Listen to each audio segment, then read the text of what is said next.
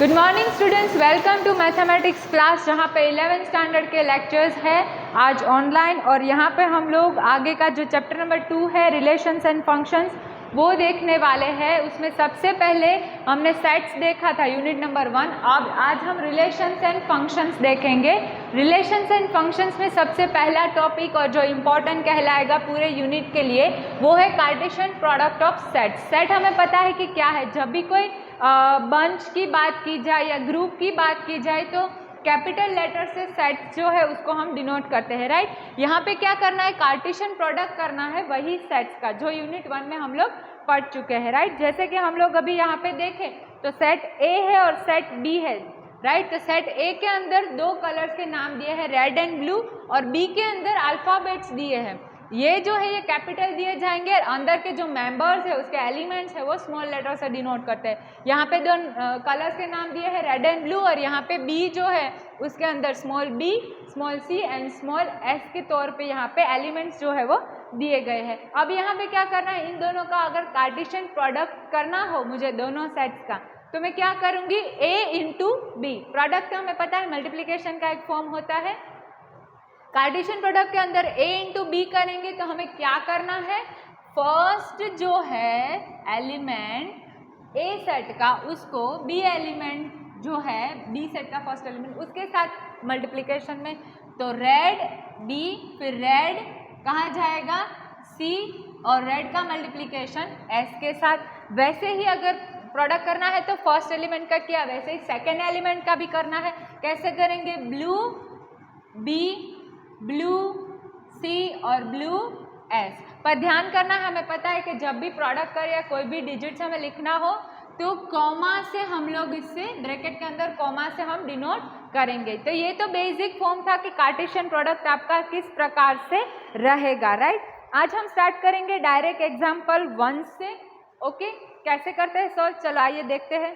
यहाँ पे example number 1 आपको दिया है कुछ इस तरीके से, if bracket x plus 1 comma y minus 2 is equals to 3 और y दिया है, और फाइंड करने के लिए बोला है, फाइंड करना है वैल्यू x एंड y। क्या करना है, x एंड y को फाइंड करना है। यहाँ पे इजीली हम देख सकते हैं कि दोनों साइड पे एक x के साथ जुड़ा हुआ इक्वेशन है, एक y के साथ जुड़ा हुआ इक्वेशन है, और हमें पता है कि ये जो टर्म है ये फर्स्ट के लिए यूज किया जाता है, ये जो कॉमा के बाद वाला टर्म है ये इसके लिए यूज किया जाएगा। तो simply x plus 1 is equals to 3, y minus 2 is equals to 1। तो x और y की वैल्यू अगर मुझे फाइंड करनी है तो मैं इजीली फाइंड कर सकती हूँ। कैसे, x इज इक्वल्स टू 3 ऐसे ही रखा, 1 यहाँ पे जाने दिया तो 2 मिली। x की वैल्यू क्या मिली, 2 मिली है। y की वैल्यू मुझे यहाँ पे फाइंड करनी है, 1 एज इट इज रखा, माइनस 2 है इस तरफ गया तो क्या बन गया 3, तो y की वैल्यू मुझे क्या मिली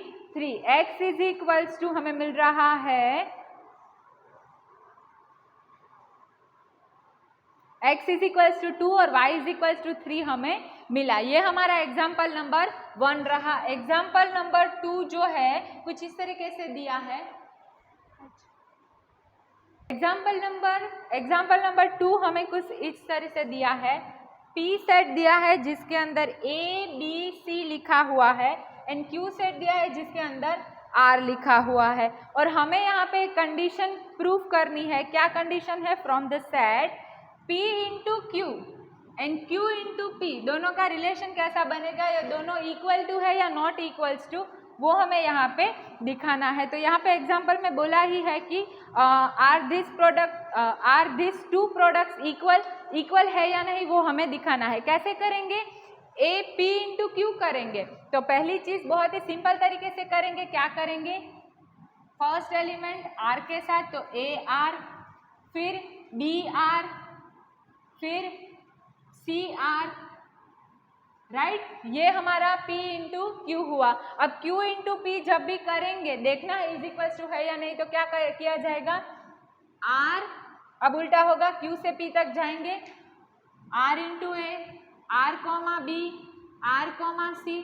तो ये दोनों जो है, वैसे तो हम लोग A R और R A, पर इसमें बहुत ज़्यादा डिफरेंस आ जाता है, तो हम कहेंगे ये कंडीशन जो है that was not equals to, मतलब P into Q and Q into P जो है वो इज इक्वल्स टू में नहीं कहलाएगा। एग्जाम्पल नंबर 3 करेंगे, ये बहुत ही इजी यूनिट है। एग्जाम्पल 3 जो है उसमें कुछ इस तरीके से दिया है आपको। सेट ए में मेंशन किया है 1 2 3, सेट बी के अंदर मेंशन किया है 3 4 और सेट सी के अंदर किया है 4 5 एंड 6। मतलब इससे एक पॉइंट आगे बढ़े, यहाँ पे 1 2 और 3 सेट दिए हैं जिसका नाम ए बी और सी है और नंबरिंग 1 2 3 3 4 एंड 4 5 6 दिया हुआ है। अब हमें फाइंड क्या करना है, इसमें से बहुत सारे टर्म्स इसमें से फाइंड करने हैं। पहला जो कंडीशन है A into B subset of c, right, A into B subset of c. अब इसके लिए सबसे पहले क्या करना पड़ेगा, ये A तो हम डायरेक्टली रख सकते हैं पर B सबसेट ऑफ C सबसे पहले हमें देखना पड़ेगा।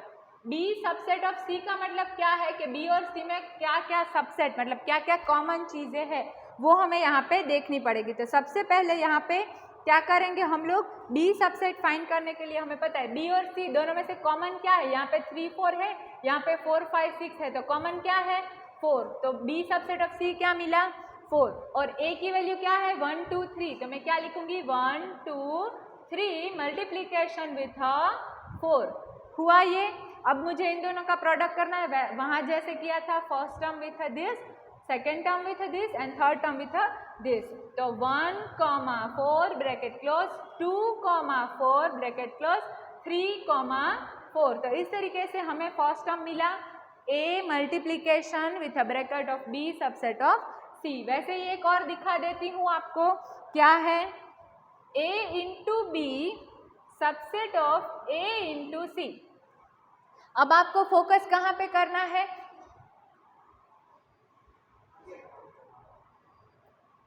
हाँ पोज कर दो।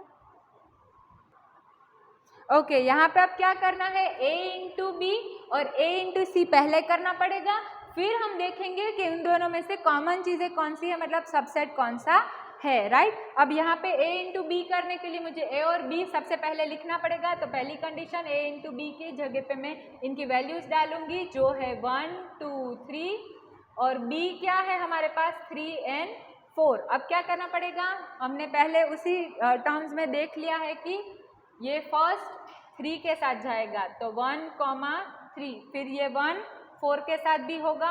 अब ये 2 की बारी 2 3 के साथ और 2 combination with 4, 3 combination with 3 and 3 combination with 4। कुछ इस तरीके से हमारा मल्टीप्लिकेशन बना जो कि है A इंटू बी। अब क्या करना पड़ेगा, A इंटू बी तो हमें यहाँ पे मिल गया, अब हमें करना है A into c. A into c करने के लिए A और C की वैल्यूज जो है यहाँ पे डालनी पड़ेगी। कौन कौन सी है, 1 2 3 है और हमारे पास C की वैल्यू जो है 4 5 एंड 6 है।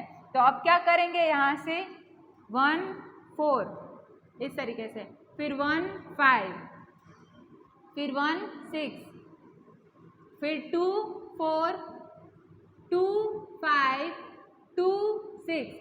क्यों, क्योंकि हर एक टर्म के साथ ही मल्टीप्लाई होगा, प्रोडक्ट हो रहा है यहाँ पे कार्टेशियन प्रोडक्ट। 3 4 के साथ हो रहा है, 3 5 के साथ भी होगा, 3 6। अब हमारे पास A इंटू बी और A इंटू सी जो है वो अवेलेबल है।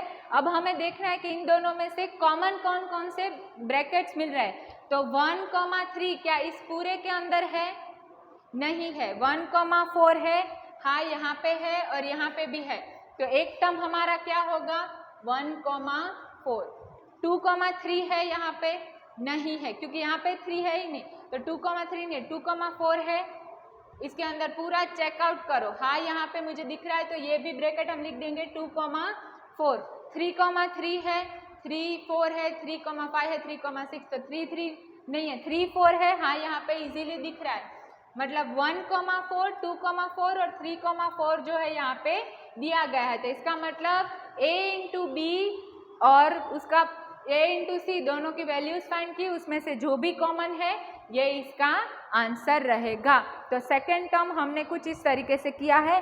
बाकी जो है 2 बचे उसमें 3 और 4 वो सिमिलर मेथड से जा रहे हैं, तो वो आपको होमवर्क में कंप्लीट करके लाना है, राइट। अब हम देखेंगे एग्जाम्पल नंबर 4।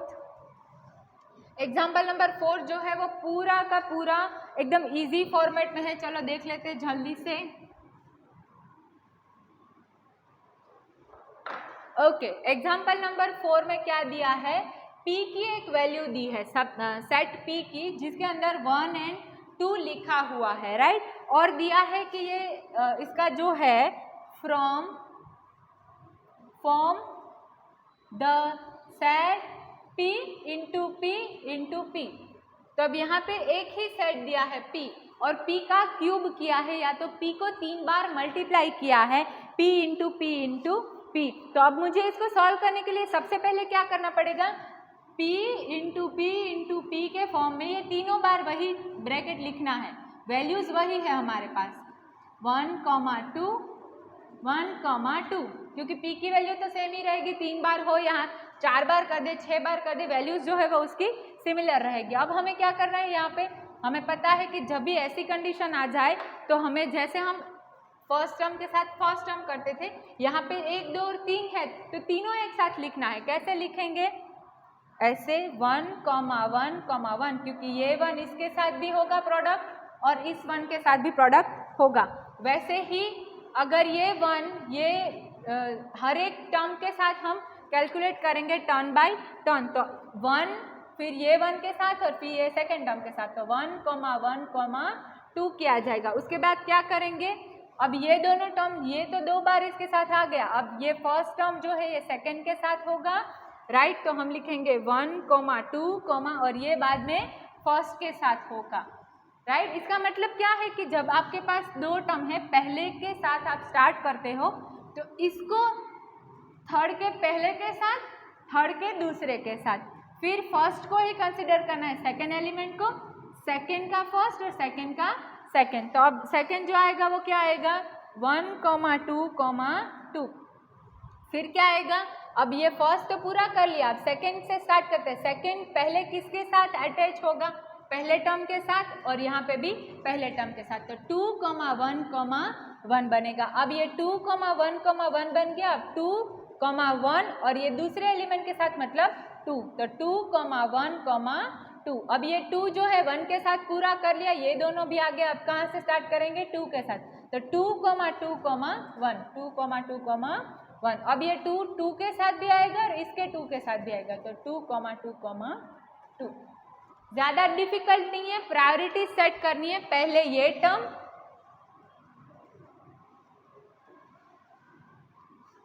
चाहे कितने भी दे दे, पहले ये टर्म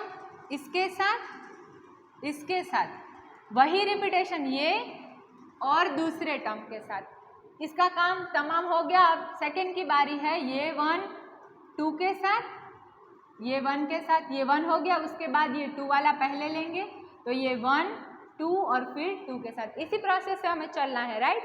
पहले इसकी कंप्लीट करनी है दोनों टर्म, फिर इसकी दोनों टर्म कंप्लीट करनी है, इस तरीके से हमें P इंटू P का फॉर्म मिलेगा, राइट। फिफ्थ वन बहुत ही बेसिक चीज़ बोला है आप लोगों को, बहुत ही थियोरिटिकल फॉर्म में है, तो वो हम नहीं कर रहे, वो आप लोग देख लेंगे, आ जाएगा। 6th एग्जाम्पल जो है वो आपको अभी मैं करवा रही हूँ। 6th एग्जाम्पल में क्या दिया है, कुछ इस तरीके से दिया है, A इंटू B दिया हुआ है और आपके पास एक पूरा ब्रैकेट दे दिया है, क्या है, P, Q, P, R, M, Q, M, R, और फाइंड क्या करना है, A एंड B।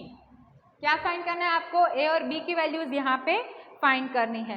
अब A और B की वैल्यूज़ फाइंड करनी है तो आप लोग क्या करोगे यहाँ पे कि हमें प्रायोरिटी करनी पड़ेगी। अब तक हम क्या कर रहे थे कि 2 दिए हो, दोनों का प्रोडक्ट करके ये मिल रहा था, अब हमें उल्टा करना पड़ रहा है कि A और B की वैल्यू मुझे इसके ऊपर से फाइंड करनी है, राइट। तो हमें पता है कि पहला टर्म ऐसे ब्रैकेट में था, 1 और 2 टर्म दिए होते तो first term with first term होता था, तो इसका मतलब ये P इसका है और ये Q इसका है। फिर first term with second term होता था तो P, तो यहाँ पे क्या आ जाएगा R। फिर सेकेंड टर्म विथ फर्स्ट होता था तो यहाँ पे क्या है इसकी वैल्यू M, तो M Q और M R। इसका मतलब A की वैल्यू जो है वो क्या मिली, P, M, और B की वैल्यू क्या है, Q, R। क्लियर, ये हमारा 6 एग्जाम्पल है। एक्सरसाइज 2.1 प्रैक्टिस करना, अगर नहीं आए समझ में तो आप लोग मुझे बता सकते हो, हम लोग वापस वो कंटिन्यू करेंगे। अब से हम नया टॉपिक स्टार्ट करेंगे नेक्स्ट वीडियो में।